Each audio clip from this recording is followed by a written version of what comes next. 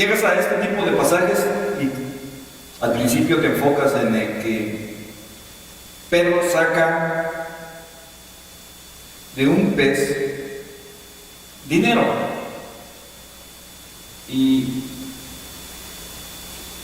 podrías enfocarte en eso y podrías mirar que Jesús conocía los pensamientos de Pedro antes de que llegase, pero la enseñanza no es eso.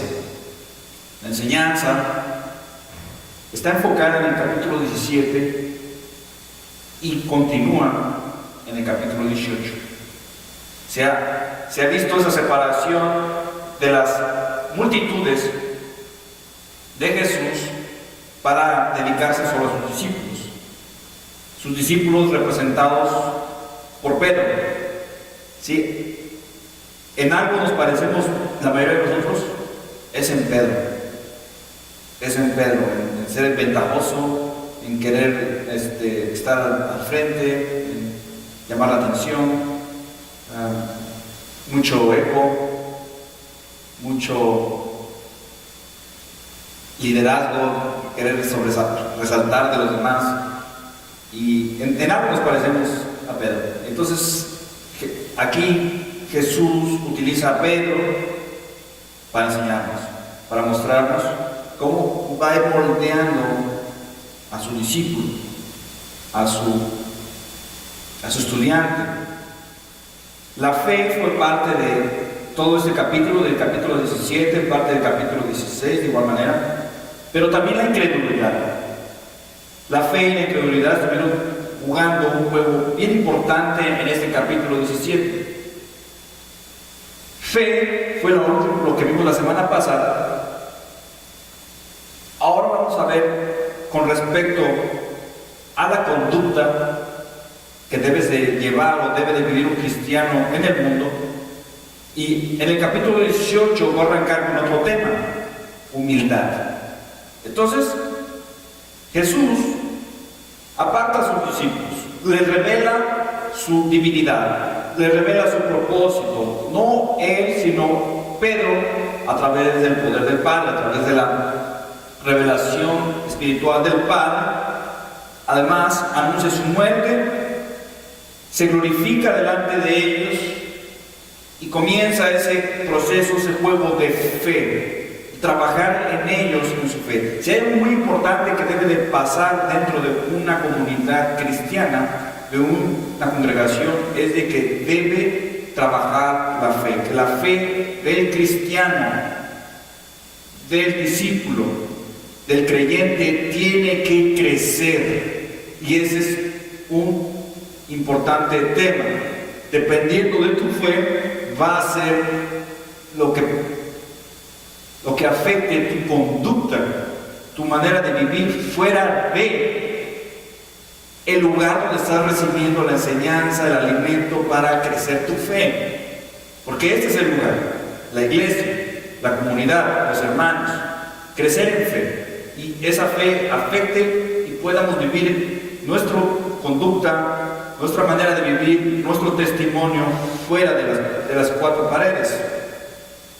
Y algo que también se va a reflejar a través de la fe es que va a cambiar nuestro ser en ser ya no personas arrogantes o pensar en nosotros mismos, sino llevar una vida de humildad. Y estoy hablando de humildad no de alguien que no tiene mucho dinero, no, estoy hablando de un carácter humilde.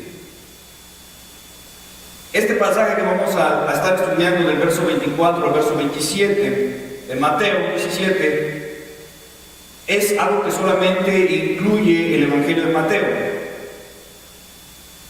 No sé, tal vez porque usa este ejemplo porque él era un recaudador de impuestos. Pero algo que quiero recalcar y que quiero que recuerdes es de que Mateo, antes de seguir a Jesús, trabajaba para el Imperio Romano. Y aquí va a hablar de otra clase de impuestos que tenían que pagar la comunidad judía una vez al año. Cada año tenían que ver este pago. Bueno, el título del mensaje, como puedes verlo en la pantalla, es Un buen ciudadano. Repito, Jesús inicia con la fe y ahora tu conducta. Tu conducta que debe ser reflejada allá afuera siendo un buen ciudadano. Vamos a leer estos 4 versos. Mateo capítulo 17, verso 22. Verso 24. Cuando llegaron a Capernaum, vinieron a Pedro los que cobraban los 2 dracmas y le dijeron: ¿vuestro maestro no paga los 2 dracmas? Él dijo: sí. Y al entrar él en casa, Jesús le habló primero diciendo: ¿qué te parece, Simón, los reyes de la tierra? ¿De quiénes cobran los tributos? ¿O los impuestos? ¿De sus hijos o de los extraños? Pedro le respondió: de los extraños. Jesús le dijo: luego los hijos están exentos. Sin embargo, para no ofenderles, ve al mar y échalo al suelo, y el primer pez que saques, tómalo, y al abrirle la boca hallarás un estadero. Tómalo y dáselo por mí y por ti. Vamos a orar. Padre, gracias por tu palabra, y gracias, Señor, por el increíble trabajo que haces en nuestras vidas a través del poder de tu Espíritu Santo, para aumentar nuestra fe, para trabajar con nuestra fe, y que nuestra fe sea afectada, Señor, para poder vivir unas vidas santas, unas vidas dignas, unas vidas que den un buen testimonio al mundo. Señor, ayúdanos a vivir con respecto a las reglas de este país y poder ser de bendición para otros. Señor, abre nuestro entendimiento. Padre, crea en nosotros un corazón, una mente, un corazón que ame aprender, un corazón que desee conocer tu palabra. Padre, y que esto afecte nuestra manera de vivir. Yo te lo pido en el nombre de Jesús. Amén. Ok, veamos el entorno. ¿Qué está pasando? El ambiente que está pasando en ese momento. Dice, anteriormente, recuerda, habían sanado al hijo de un hombre, a un lunático, bajando del monte. Creemos o se cree que es del monte Hermón, donde cerca de Cesarea de Filipo, donde se había transfigurado Jesús. Entonces es cerca de ese lugar. Jesús después vuelve a anunciar su muerte y dice en el verso 23: y ellos se entristecieron en gran manera. Y dice el verso 24: cuando llegaron a Capernaum, o sea, ya se habían dado unas buenas vacaciones, habían dado paseando, ¿recuerdas? Hacia las ciudades cananeas, ahí en Fenicia, en Tiro y Sidón. Habían recorrido, habían llegado al mar de Galilea, habían cruzado el mar de Galilea una vez más, volvieron a cruzar el mar de Galilea para subir hacia la parte norte, hacia Cesarea de Filipo. Después de Cesarea de Filipo descienden una vez más para llegar una vez más al centro de operaciones de Jesús en la ciudad de Capernaum. Entonces llegaron a Capernaum. ¿A dónde? Recuerda, en la casa de Pedro. Están en la casa de Pedro. Entonces, dice, cuando llegaron a Capernaum, vinieron a Pedro los que cobraban los 2 dracmas. Pregunta, ¿qué es este cobro? Este no era un impuesto destinado para el imperio romano, sino un impuesto local. Es un impuesto local. Aquí pagamos taxes. Pagamos taxes al gobierno local, que es a California, pero también pagamos un impuesto federal al país. Entonces, en ese tiempo era exactamente lo mismo.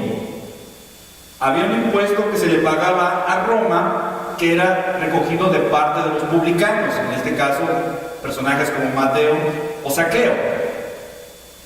Pero aquí tenemos otra clase de impuestos, y este es un impuesto local, un impuesto que solamente le pertenecía a la comunidad judía, al pueblo de Israel.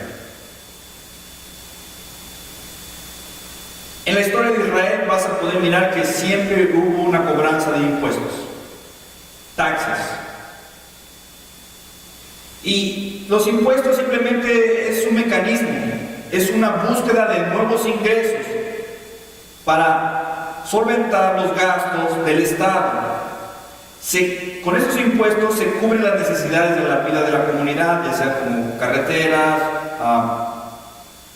banquetas, luces, tantas cosas con las que pagas taxes y te ponen un parque con un playground bonito para tus niños.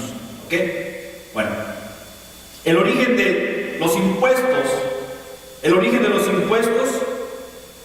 tiene que ver con prácticas religiosas. O sea, en la antigüedad empezaron a recaudar impuestos para mantener los templos paganos. Fue una manera que cuando se establecieron gobiernos o reyes, vinaron esa manera de adquirir dinero y poder solventar los gastos del gobierno, pero originalmente era para prácticas religiosas.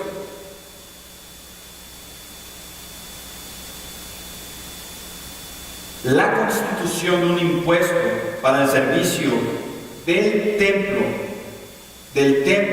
o del tabernáculo de Moisés está en Éxodo capítulo 30, verso 13 al verso 16. Acompáñame a Éxodo capítulo 30. Éxodo capítulo 30.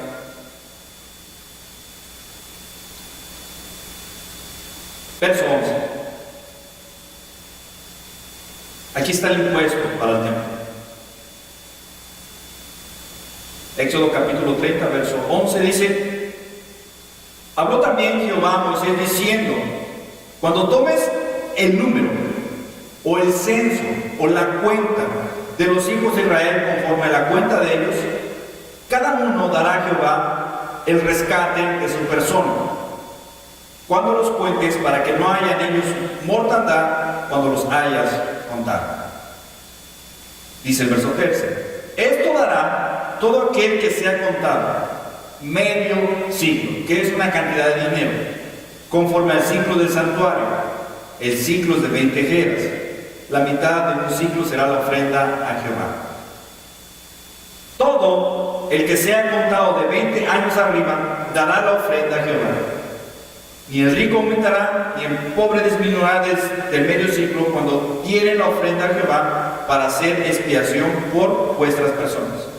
Y tomarás de los hijos de Israel el dinero de las expiaciones y lo darás para el servicio del tabernáculo de reunión.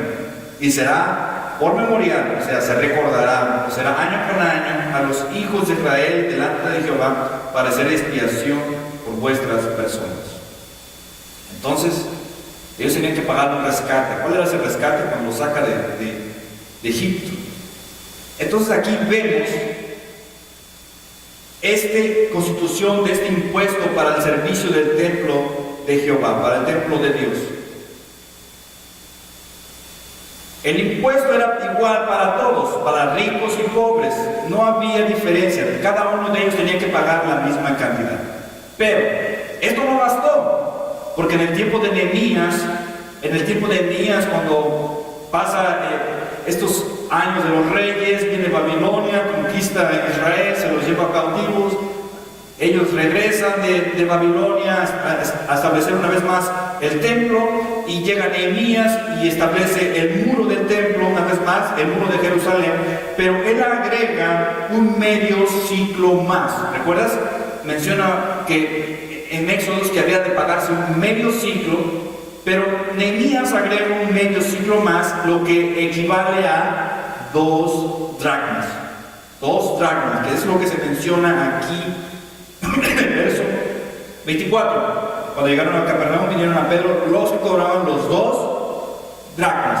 Entonces estos 2 dracmas son el impuesto que cada año debían de pagar los judíos mayores de 20 años para el servicio del templo de Jerusalén. Esto era una contribución voluntaria, no era fuerzas, pero recuerda, ellos eran religiosos y había que haber, esto hacía que fuera más que voluntaria, que fuera a fuerzas. Todo judío que estaba regado en cualquier parte del mundo, no importaba dónde estuviesen, tenían que pagar los 2 dracmas, año con año. Este impuesto se cobraba meses antes de la Pascua. Todo ese dinero que se juntaba, ¿verdad? Ese dinero era destinado para la fiesta de la Pascua. En la Pascua habían sacrificios día con día, cantidad de sacrificios, era un matadero de animales, había que pagarle a los levitas para que vinieran a trabajar, entonces había que moverse demasiado dinero. Entonces ese dinero se ocupaba unos meses antes de la fiesta de la Pascua. Se colocaban mesas por todo el país, se contrataban recaudadores, impuestos, y también se colocaban en el templo, en la ciudad de Jerusalén, se colocaban mesas donde se ponían esos recaudadores de impuestos. Y recuerdas que Jesús llega una vez al templo y voltea esas mesas, porque estos recaudadores de impuestos no solamente, a lo mejor no traías el dracma que se pedía, pero traías otra clase de moneda de tu país o el lugar donde vivieras, y entonces no solamente tenías que dar el dracma, tenías que cambiar tu moneda a dracma y poder dar tu ofrenda. Y además había un cobro por ello. Había un gran negocio redondo en todo eso.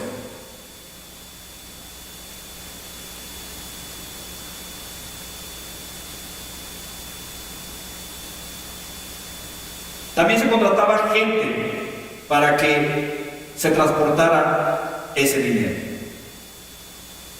La entrega se realizaba 3 ocasiones al año. Significaban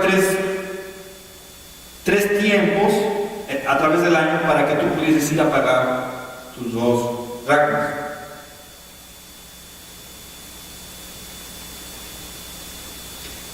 El dinero recaudado, el impuesto recaudado, los dracmas recaudados se depositaban en el templo, en las cámaras del tesoro, y su destino, recuerda, era el culto. Se retiraba 3 ocasiones determinadas antes de cada de las 3 fiestas.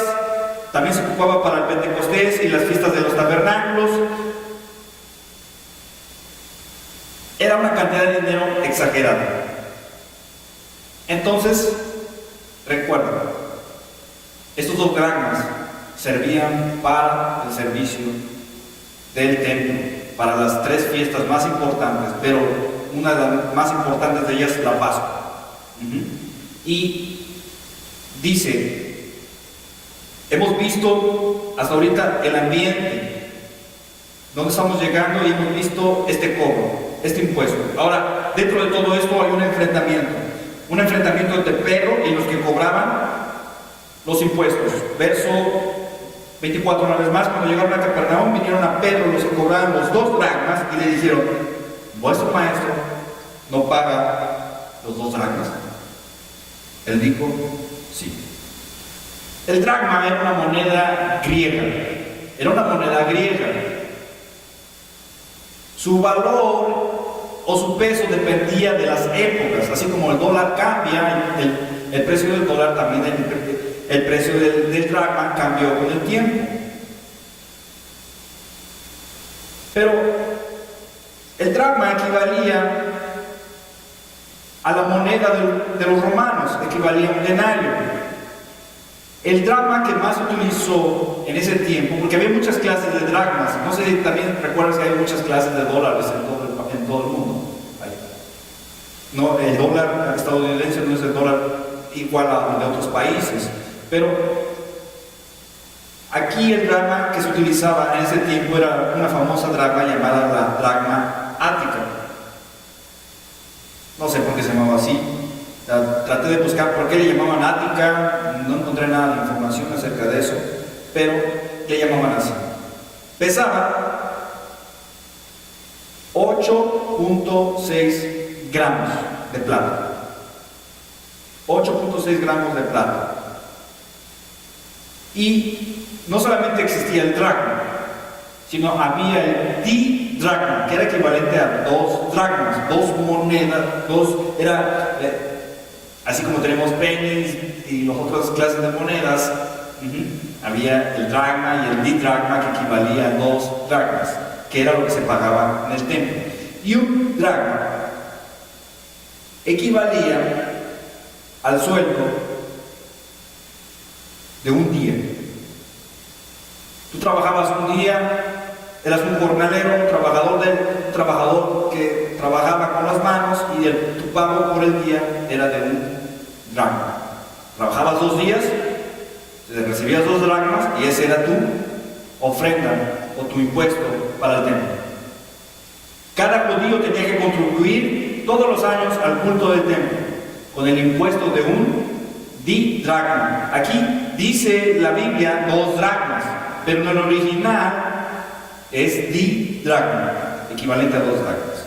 Ahora, vemos que Pedro da una respuesta, y él dijo sí. Muchos desearíamos que la respuesta hubiera sido no. No. ¿Por qué? Todos hemos oído las quejas, o te has quejado de cuánto te quita el gobierno de tu cheque, y esto es un tema que todo el mundo habla. ¿Estás de acuerdo? Te quitan 100, 150, dependiendo de lo que ganas, te quitan de tu cheque para pagar tus taxes. Entonces, la mayoría hubiéramos dicho no, pero Pedro dijo sí. ¿Recuerdas que Pedro ya había sido instruido espiritualmente y había visto a Jesús glorificado? Entonces, llegan estos cobradores con Pedro y le dicen: tu maestro no paga los impuestos del templo. Y él rápidamente dice sí. Recuerda, había estado trabajando su fe. Jesús había estado trabajando con su fe. Y recuerda lo que te dije al principio: tu fe va a afectar tu conducta. Entonces, la conducta correcta es pagar impuestos, pagar tus taxes. Entonces, por eso él apresuradamente dice sí, y no vemos un no. Existen muchas maneras de evadir la responsabilidad de pagar taxes. Tú lo sabes, yo lo sé. Y los extranjeros que viven dentro de este país no somos extraños al tema. Muchos hemos oído de personas que sacan dependes para meter en sus impuestos hasta debajo de la manga. Sacan dependes de otros lugares, o se inventan sobrinos o primos para meter y que les den más dinero por parte de los taxes, o pagar menos taxes. Entonces, sabemos que hay muchas maneras de evadir la responsabilidad de pagar taxes. Por la revelación que el Padre habló a través de Pedro en Cesarea de Filipo, Jesús reveló a sus discípulos que Él construiría una comunidad de creyentes donde el poder de la muerte no tendría ningún poder sobre ellos, donde aquellos adquieren una nueva ciudadanía. Entonces, esta comunidad de creyentes donde la muerte no hay poder, se convierten en una ciudadanía no terrenal, sino una ciudadanía celestial. Filipenses capítulo 3, versos 20 dice: nuestra ciudadanía está en los cielos. Cristiano, tú crees en Jesús, tu ciudadanía está en los cielos.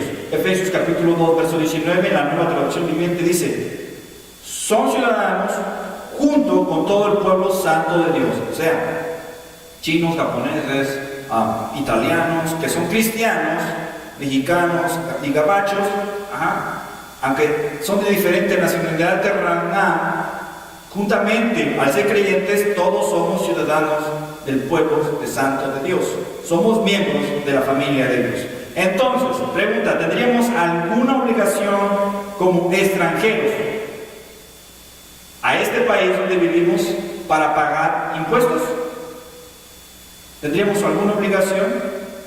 La respuesta sería no. No tendríamos ninguna obligación de pagar impuestos, y Jesús va a decir por qué.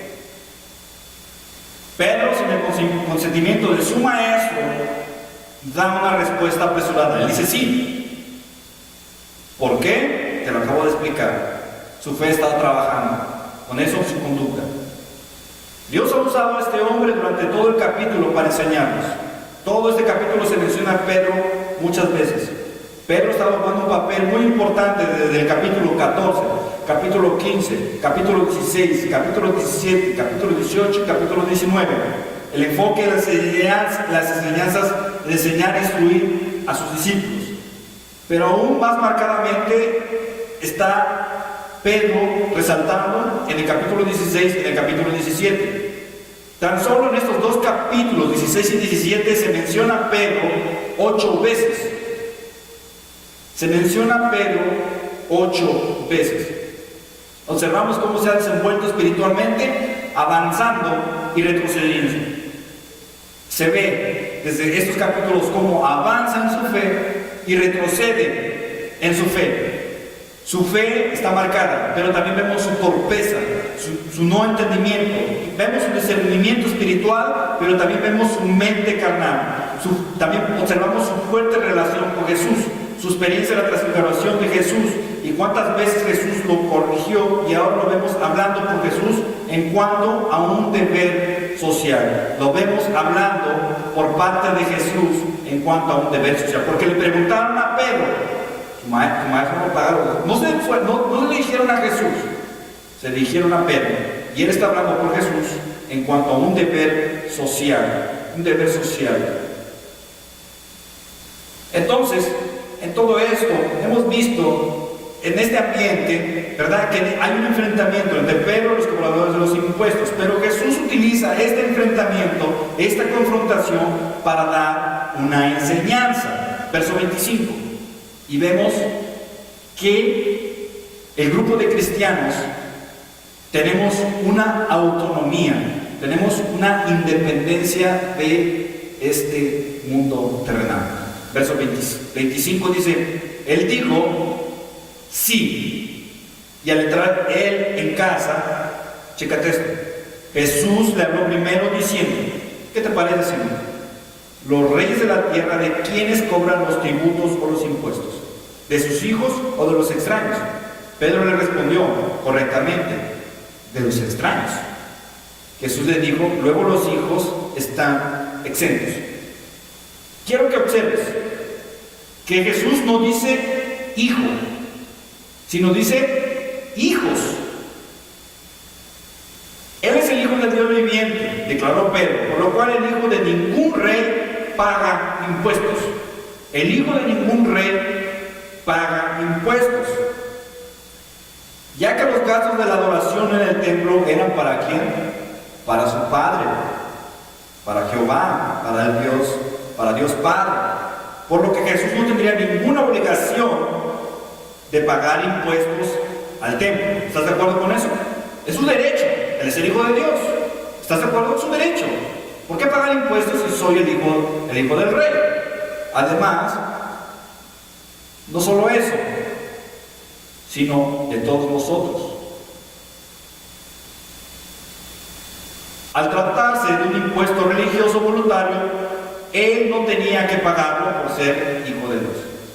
Ahora, como te dije, utiliza el plural hablando de más de un hijo. Los hijos. Los creyentes son hijos de Dios y no tienen que pagarle nada, y especialmente para el servicio del templo o para el servicio de la adoración. Tanto los creyentes y Jesús quedamos libres de cualquier obligación hacia el gobierno. Es decir, que contamos con la facultad de obrar según nuestro criterio, con independencia de la opinión o el deseo del gobierno. ¿Sí? Lo más importante es pagar impuestos, pero Jesús dice, los hijos no tienen por qué pagar impuestos. ¿Estás de acuerdo? Sí, es lo que está enseñando Jesús. Pero él dice eso, pero hay una abnegación. Hay una abnegación. Dice Jesús en el verso 27, sin embargo, aquí cambia las cosas. Sin embargo, para no ofenderles, estamos libres de no pagar los impuestos, de no contribuir con el gobierno. Dice, pero sin embargo, para no ofenderles, ve al mar y échalo al suelo, y al primer pez que saques, tómalo, y al abrirle la boca hallarás un estatero que es equivalente a 4 dracmas, Un estatero es otra moneda, pero es equivalente a 4 dracmas. Por eso dice, tómalo y dáselo por mí, que son 2 dracmas, y por ti, y 2 dracmas. 2 y 2, uno para Jesús y uno para Pedro. Entonces, para no ofenderles, que en el original se traduce como poner trampa, poner un lazo o una piedra de tropiezo en el camino. Y todos sabemos qué es eso de piedra de tropiezo. No seas piedra de tropiezo, o estás siendo piedra de tropiezo. Y eso es lo que nos habla, por ejemplo, en Romanos capítulo 14, verso 21. Bueno es no comer carne, ni beber vino, ni nada en que tu hermano tropiece, o se ofenda, o se debilite. En Mateo capítulo 18, verso 6 más adelante, dice, y cualquiera que haga tropezar a alguno de estos pequeños que crean en mí, mejor le fuera que no se le colgase al cuello, una piedra de molino de asno y que se les hundiese en lo profundo del mar. Pablo dice en 1 Corintios capítulo 10, verso 23, todo me es lícito, pero no todo conviene. Todo me es lícito, pero no todo edifica. O sea, Jesús dice, bueno, no me es lícito pagar impuestos, pero no edifica. Al no pagar impuestos, que no es mi deber, estoy siendo piedra de tropiezo, no para los que creen ya en mí, sino para los que no creen en mí, porque estos dos cobradores de impuestos trabajaban para los fariseos, los saduceos, trabajaban para el sistema religioso de los judíos. Escuché en Walmart el otro día preguntarle una cajera a una cliente de manera sorprendente. Dice, ¿no te gusta el dinero? Era así como una expresión como sorprendente, diciendo, a todo mundo le gusta el dinero. ¿Qué acaso a ti no te gusta el dinero? No, eso es lo que más me enfoqué en su plática, porque estamos hablando de otras cosas. Pero lo siento que es muy difícil para algo que amas tanto, poder darlo sin recibir nada a cambio. La gente está acostumbrada a amar demasiado al dinero. ¿Estás de acuerdo? ¿Sí o no? Entonces, darlo así, nada más por darlo así y no recibir nada a cambio, a veces es difícil. Si das $1 o tal vez 2, pero dar así, dar lo que es dar algo que te cuesta, te ha costado, es difícil. Por eso se nos hace tan difícil dar nuestro dinero. Encontré en la web un póster que les enseñan a los niños en las escuelas sobre 10 pasos de cómo ser un buen ciudadano. Bueno, es solamente de aquí. Dice, eso es lo que les enseñan a los niños en las escuelas de cómo ser un buen ciudadano. Voluntariamente dice, sé activo en tu comunidad. O sea, ayuda en tu comunidad. Sé honesto y digno de confianza. Dice, sigue reglas y leyes. Número 4, respeta los derechos de los otros. 5, infórmate acerca del mundo que te rodea. 6, respeta las propiedades de los otros. 7, sé compasivo. 8, toma la responsabilidad de tus acciones. 9, sé un buen vecino. 10, protege tu ambiente. Un buen ciudadano es uno que propiamente llena su rol como un ciudadano. O sea, un buen ciudadano hace lo que hace un ciudadano. Cuando no estás cumpliendo tu labor como ciudadano, entonces eres un mal ciudadano. Un buen ciudadano tiene la responsabilidad de pagar impuestos. Es decir, sigue con las reglas y leyes. Sigue con las reglas y leyes. ¿Por qué es tan importante ser un buen ciudadano? Y todo comienza, ¿te imaginas?, con algo tan difícil de dar como el dinero. No nos gusta, porque vemos el cheque y vemos cuánto nos quitó el gobierno. Y decimos, si tan solo me quitaran menos, ¿sí o no? ¿Verdad? ¿Por qué es tan importante ser un buen ciudadano? está algo marcando bien en serio algo ahí. Está trabajando con tu corazón y el dinero y que implica ser un buen ciudadano. Porque la gente que observa tu conducta te medirá conforme a las leyes y reglas del entorno donde vive. La gente que te observa mirará tu conducta conforme a las leyes y reglas del entorno donde viven. Tal vez no conocen mucho de la Biblia, pero sí conocen las reglas del país. Por lo menos los stop signs, o las luces verdes en rojo, o te gusta, o a lo mejor te gusta correr rápido con el carro. Y luego si traes el sticker de soy cristiano y estás corriendo en una carretera de 25 y vas a 40, pues obviamente algo no está cuadrando, ¿verdad? Con tu fe y tu conducta. No crees que eres el único que cobra, que rompe la ley y que también las de velocidad. Entonces, Romanos capítulo 12, ahí sí sabe.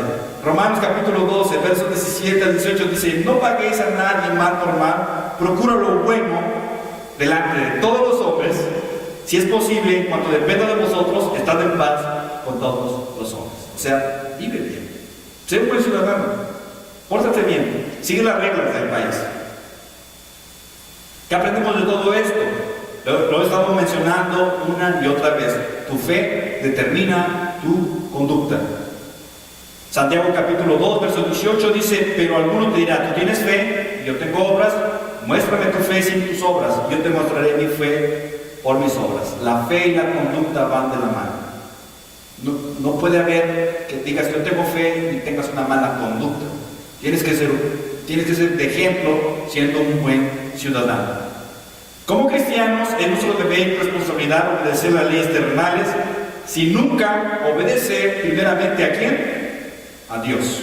Tenemos la obligación de obedecer las leyes de este mundo, pero si hay una ley que no va con las leyes de Dios, como por ejemplo el aborto, no tenemos ningún derecho de obedecer esa ley. O la ley que acaba de pasar sobre el homosexualismo, sobre el matrimonio gay. Hechos capítulo verso 29 dice: respondiendo Pedro y los apóstoles dijeron: es necesario obedecer a Dios antes que a los hombres. Entonces, primeramente a Dios, pero respetar las leyes también terrenales. El principio número 3 dice: vivimos bajo la libertad que Cristo nos ha dado.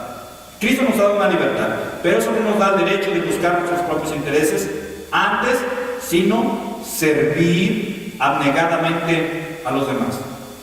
Tenemos libertad en Cristo, pero nos abnegamos, nos oponemos a buscar nuestros intereses por servir a los demás. Eso es algo esencial en un hijo de Dios. Una vez escuché al pastor Garza decir: el cristiano que no sirve, no sirve. No sé qué es un pastor, no sé dónde lo sacó, no se lo sacó de otro lugar. En el servicio a Dios sacrificaremos muchas veces el overtime o un trabajo de medio tiempo, pero Dios va a proveer por tu fidelidad. Dios va a proveer por tu fidelidad. Pedro no trabajaba, Jesús no estaba trabajando. ¿De dónde iban a sacar el impuesto de 2 días de trabajo si no habían estado trabajando? ¿De dónde? Dios proveyó. Dios proveyó. Y milagrosamente, de un pescado. ¿Sí? De la obediencia del hombre, de tener fe y de que le iba a sacar dinero. Obediencia, fe, milagro. Dios es fiel por tu servicio hacia Él. Por tu servicio hacia Él. Cuando sacrificas tu overtime o un trabajo extra. Porque podríamos estar ahorita, en vez de estar aquí, tener un trabajo extra de unas 4 horas. ¿Estás de acuerdo? En vez de estar aquí en la iglesia. Porque mucha gente no viene a la iglesia porque ahorita todavía está trabajando. Y va a salir a las 12, 11, y va a dormir unas cuantas horas y va a empezar a trabajar otra vez a las 5 o 6 de la mañana. Y no hay tiempo para la iglesia. No hay tiempo para Dios. Cumplir con las leyes terrenales imposibilitará que seamos piedra de tropiezo. No seamos piedra de tropiezo, ¿verdad, Ricardo? Rompiendo las leyes de velocidad.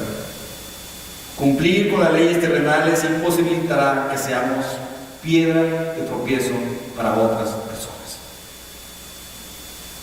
Yo pensé que iba a ser un mensaje cortito, pero ya son 8:09. Vamos a orar. Padre, gracias. Te damos por la increíble bendición que nos das y la enseñanza que nos das de poder tener una buena conducta aquí. Sigue glorificando a través de nuestra manera de vivir. Y gracias, Señor, por ese increíble lema que tenemos de ser como tú, aprendiendo y viviendo la palabra de Dios. Sigue glorificándote, Señor. Sigue mostrándonos milagrosamente tu poder, Señor, en nuestro servicio hacia ti. Padre, que aunque a veces es difícil y desconfiamos y entra en nosotros la incredulidad, Señor, glorifícate en esa incredulidad. Señor, fortalece nuestra fe para que pase de incredulidad a fe, Señor, y sobre todo, danos ese descanso en ti, Señor. Gracias porque cualquier cosa tú lo sabes ya primeramente y tú estás al tanto de todo, Señor. Y gracias por llamarnos tus hijos y gracias por protegernos, guardarnos, Señor. Gracias porque hasta hoy has sido fiel. Gracias porque no nos has dejado. Padre, bendice a mis hermanos en su regreso a su casa. Bendícelos en su trabajo. Bendice sus matrimonios, Señor. Bendice sus finanzas. Bendice, Señor, también su corazón, su mente, su preocupación, su angustia, Señor. Señor, también a aquellos que están pasando por problemas emocionales. Padre, derrama de tu Espíritu Santo. Cambia esos problemas emocionales en gozo, Señor. Sigue transformándonos, sigue nos llevando más de gloria en gloria. Te lo pido en el nombre de Jesús. Amén. Ok, hermano, Dios te bendiga. Hay café, por si quieres ir al cafecito, hay mucho pan. Los hermanos trajeron pan. Nos vemos el martes. Y toma tu café. Y si quieres traer champurrado, ya sabes.